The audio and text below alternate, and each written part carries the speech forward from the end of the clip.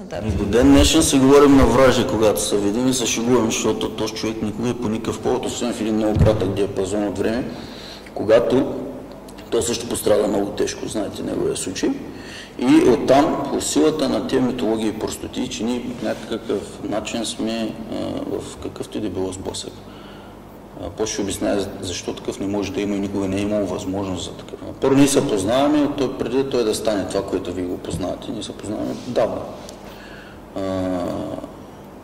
След това, когато той почна да се развива в тази сфера, в която се развива, аз никога не съм имал афинитет към тази сфера и оттам не може да не дойде конфликт, тъй като никога не съм му пречил, а не съм имал желание да имам допир с това, с което той се занимава. И това много потвърди целия свят. Не само наркотиците тесно, а и придружаващите тези не съм имал афинитет към това. Никога.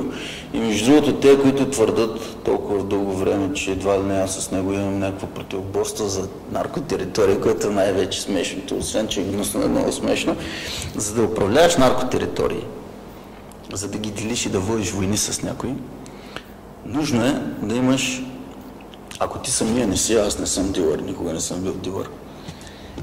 Ако ти самия не си дилър, трябва да имаш, както той и много други, да имаш група такава, или колкото и да си миниатюрен в този бизнес, трябва да имаш тогава поне един дилър. Разбираш ли? Само един, най-малкото.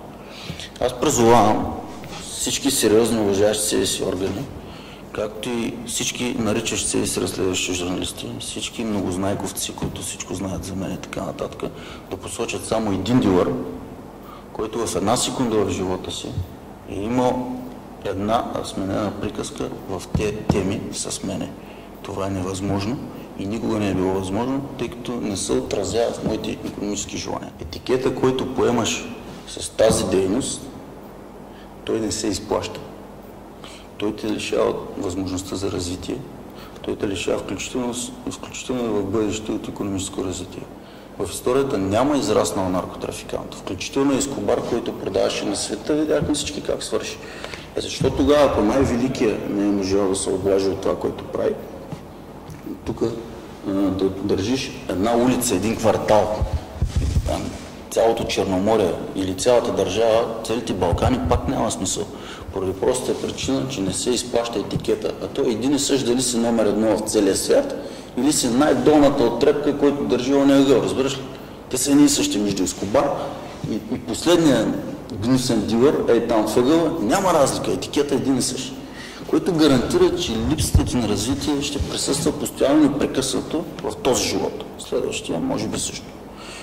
Но това е моето мнение. Тук изчерпвам темата с това дали и кога можем да имаме сблъсъци с Митко.